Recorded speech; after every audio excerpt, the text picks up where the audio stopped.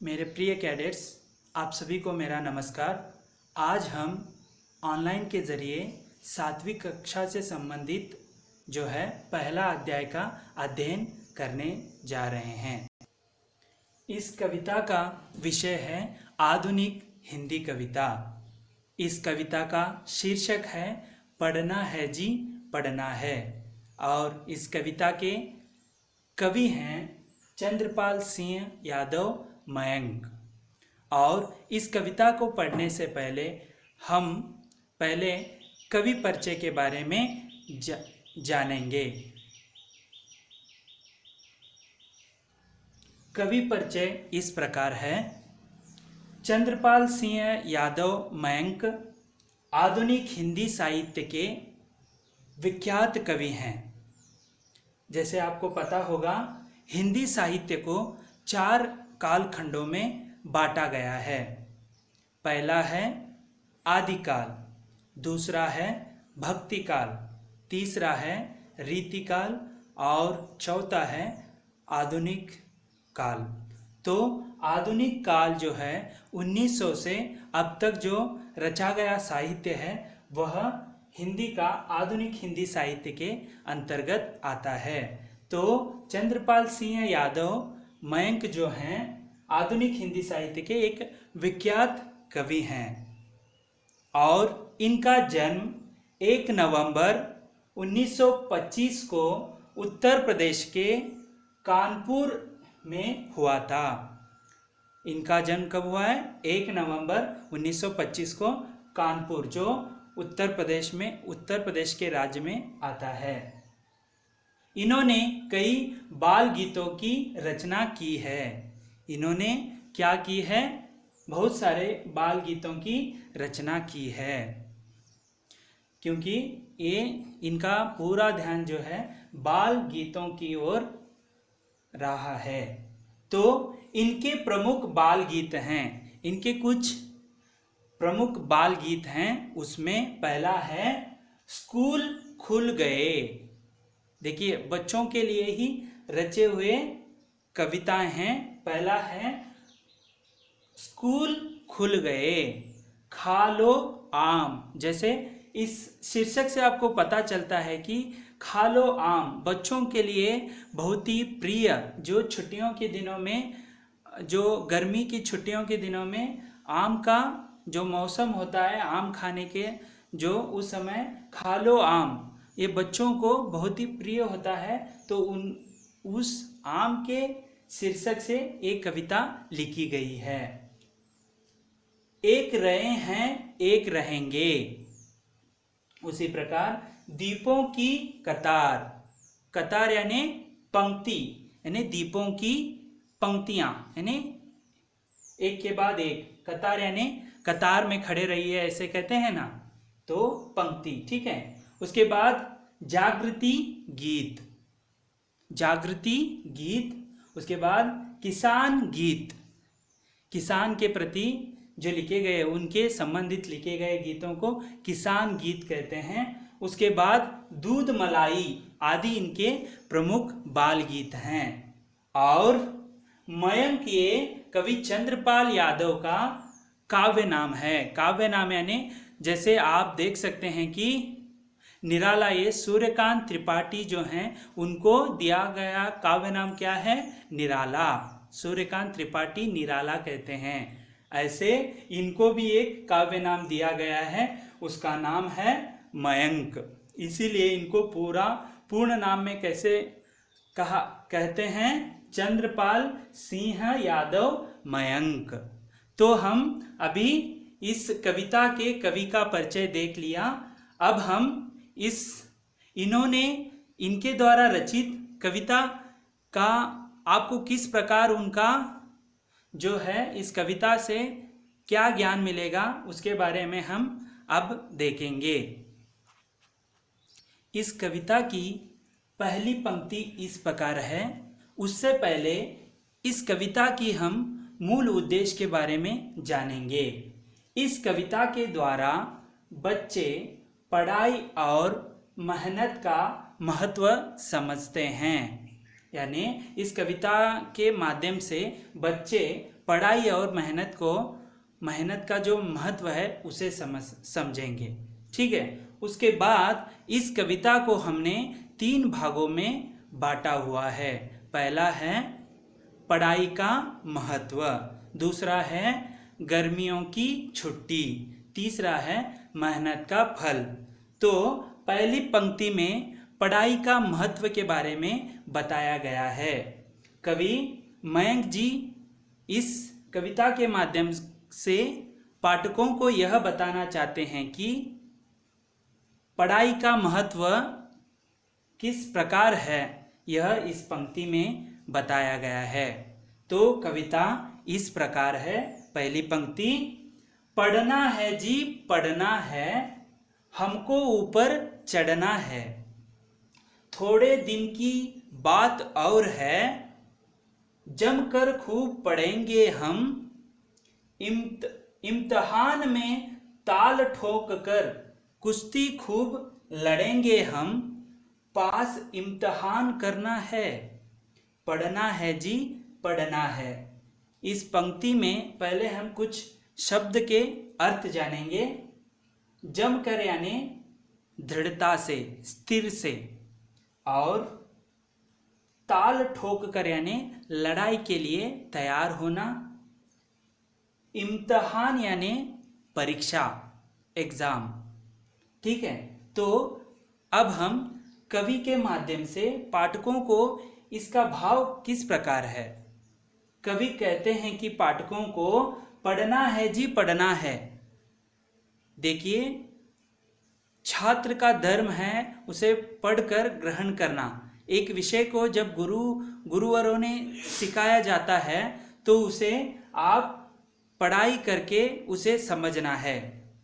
पढ़ाई यानी देखिए, आजकल आप छुट्टी आपके समाप्त हो गए, आप स्कूल आना था, लेकिन आजकल वातावरण देख सकते हैं, कोरोना वायरस के वजह से आज आप अपने घर में ही हैं, लेकिन पढ़ाई का जो सिलसिला है वह न रुक सके, इसीलिए आपको हम ऑनलाइन के जरिए कविता का अध्ययन करवा रहे हैं।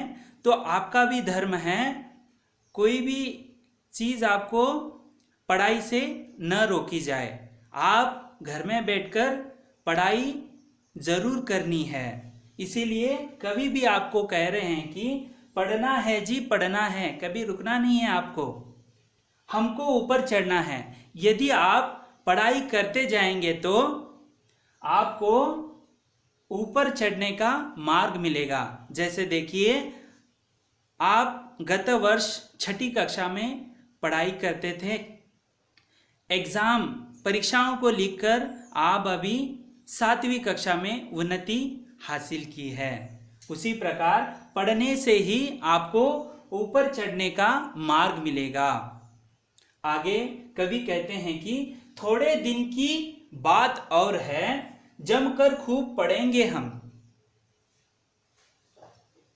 थोड़े दिन की, जमकर खूब पढ़ेंगे हम। जमकर यानी यहाँ पर दृढ़ता पूर्वक यानी स्थिर रूप से पढ़ाई करते समय हमें इधर उधर नहीं भटकना है। आप यहाँ पर चित्र रूप में देख सकते हैं कि जो है कुछ विद्यार्थी यहाँ पर पढ़ाई कर रहे हैं, दृढ़ता पूर्वक स्थिर होकर इधर उधर न भटकते हुए। यानी हम थोड़े दिन की बात है, जमकर खूब पढ़ेंगे हम। क्यों ये दृढ़ता स्थिरता पूर्वक क्यों पढ़ना है? देखिए, कुछ क्या हो जाता है, जब परीक्षाएं नज़दीक आती हैं तो विद्यार्थी छात्र जो है घबरा जाता है, क्योंकि वह प्रतिदिन पढ़ाई को उसने नहीं किया होता है। तो इसीलिए हमें प्रतिदिन पढ़ना है। कभी इसीलिए कहते हैं कि पढ़ना है जी पढ़ना है। पढ़ते रहेंगे तो कुछ ही दिनों की बात है, जमकर खूब पढ़ना है, हमें मन लगाकर खूब पढ़ना है। इम्तिहान में ताल ठोक कर यानी ताल ठोक कर कुश्ती खूब लड़ेंगे हम। यानी इम्तिहान यानी परीक्षा, ताल ठोकना यानी लड़ने के लिए तैयार होना। यहाँ पर कुश्ती के लिए लड़ना शब्द ठीक लगेगा, लेकिन परीक्षा के लिए आपको तैयार करना यह शब्द सटीक होगा। इम्तिहान के लिए ताल ठोकना यानी यहाँ पर आपको जमकर परीक्षाओं के लिए आपको तैयार रहना है। जैसे कुश्ती स्पर्धा में पहलवान जो हैं वह ताल ठोककर उसमें जो पहलवान दूसरे प्रतिद्वंद्वी से वह विजयशाली होता है, उसके पीछे वह अखाड़े में खूब परिश्रम करता है। उसी प्रकार आप यहाँ पर पढ़कर परिश्रम के माध्यम से यहाँ पर पढ़ना है आपको। पढ़कर आपको क्या करना है, इम्तिहान को क्या है, ताल ठोककर लड़ना है। यहाँ पर परीक्षा देनी है, घबराना नहीं है और पास इम्तिहान करना है। हमें ऐसे परीक्षाओं को न डरते हुए तैयारी कर हमें क्या करना है, इम्तिहान को पास करना है, पास इम्तिहान करना है। तो कवि अंत में पाठकों से कह रहे हैं कि पढ़ना है जी, पढ़ना है। इस पंक्ति में आपको केवल पढ़ाई का महत्व, पढ़ाई करने से ऐसे परीक्षाओं को आप बिना डरे, ऐसे खूब सारे परीक्षाओं को आप पढ़ेंगे, पढ़ने के माध्यम से ऐसे परीक्षाओं को आपको घबराना नहीं है, आप यशस्वी जरूर होंगे। इसीलिए कवि बार बार कह रहा है कि पढ़ना है जी, पढ़ना है। कवि दूसरी पंक्ति में यह कह रहे हैं कि पाठकों को, फिर गर्मी की छुट्टी होगी, होंगे मौज मजे के दिन, पिक्चर होगी, पिकनिक होगी, होंगे तब मस्ती के दिन, मेहनत से क्या डरना है, पढ़ना है जी, पढ़ना है।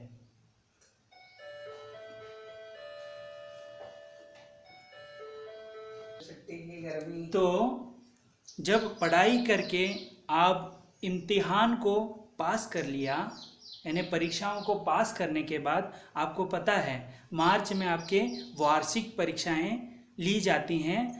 परीक्षा के तुरंत बाद आपको गर्मी की छुट्टियां दी जाती हैं। उसी प्रकार कवि भी पाठकों को कह रहे हैं कि फिर गर्मी की छुट्टी होगी, यानी जब छुट्टियां लगेंगे। तो आप यहाँ पर चित्र में भी देख सकते हैं कि छुट्टियों में कैसे बच्चे मौज मस्ती कर रहे हैं। तो होंगे मौज मजे के दिन, उस समय कैसे होते हैं, छुट्टियां में आप मौज मस्ती या मौज मजे के दिन होते हैं। जैसे कोई रिश्तेदार आपके घर आता है, कभी कभी आप दूसरे अपने मेहमान के घर या रिश्तेदार के घर चले जाते हैं, तो वहाँ पर हम उम्र के आपके उनके साथ क्या करते हैं, मौज मजे करते हैं, खेल कूद करते हैं। तो उस समय गर्मी की छुट्टी केवल आपको मौज मजे के दिन होते हैं। कभी भी वही कह रहे हैं कि जो आप उस समय मौज मजे करने के दिन होते हैं, गर्मी की छुट्टियों के दिन।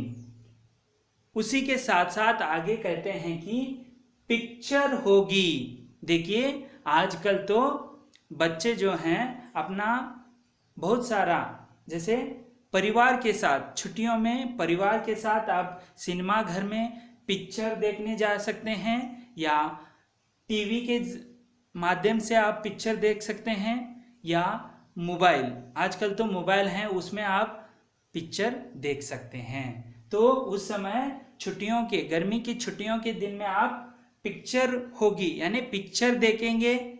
उसी के साथ पिकनिक होगी, जो अपने गांव से दूसरे गांव को जाकर वहां पर आप खेल कूद करना, भोजन करना, ये सभी पिकनिक में आ जाता है।